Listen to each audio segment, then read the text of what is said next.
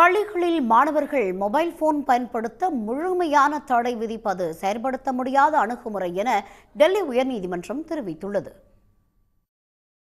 டெல்லியின் கேந்திரிய வித்யாலயா பள்ளியை சேர்ந்த 18 வயதுக்கு உட்பட்ட மாணவி பள்ளியில் மொபைல் போன் பயன்படுத்தியதால் சந்தித்த கடுமையான நடவடிக்கையை எதிர்த்து உயர்நீதிமன்றத்தில் வழக்கு தொடர்ந்துள்ளார்.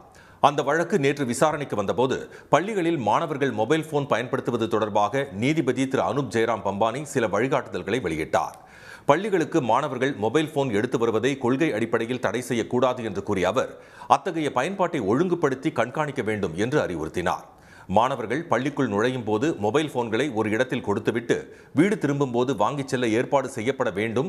வகுப்பறையில் பாடம் கற்பிக்கும் சூழலை மொபைல் போன்கள் சீர்குலைக்க கூடாது என்பதால் வகுப்பறையில் மொபைல் போன் பயன்படுத்த தடை விதிக்கலாம். பள்ளி வளாகத்திற்கு உள்ளேயும் பள்ளி வாகனங்களிலும் மொபைல் போன்களில் படம் எடுக்க தடை விதிக்க வேண்டும் என்றும் உத்தரவிட்டார். பொறுப்புள்ள ஆன்லைன் நடத்தை, டிஜிட்டல் பழக்க வழக்கங்கள், மொபைல் போன்களை ஒழுக்கத்துடன் பயன்படுத்துவது குறித்து மாணவர்களுக்கு கற்பிக்க வேண்டும் என்றும் அறிவுறுத்திய நீதிபதி நீண்ட நேர ஸ்மார்ட் போன் பயன்பாட்டினால் ஏற்படும் தீமைகளை மாணவர்களுக்கு எடுத்துரைக்க வேண்டும் என்றார். பாதுகாப்பு மற்றும் தகவல் தொடர்பு பயன்பாட்டுக்காக பள்ளிகளில் மொபைல் போன் பயன்பாட்டை அனுமதிக்கலாம் என்ற அவர் பொழுதுபோக்கு காரணங்களுக்காக பயன்படுத்தக்கூடாது என்று கூறினார்.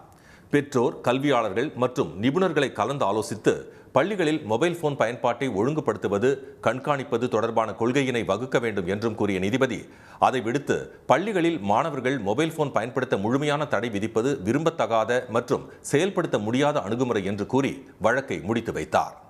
உடனுக்குடன் செய்திகளை தெரிந்து கொள்ள சன் நியூஸ் பெல் ஐகானை கிளிக் பண்ணுங்க.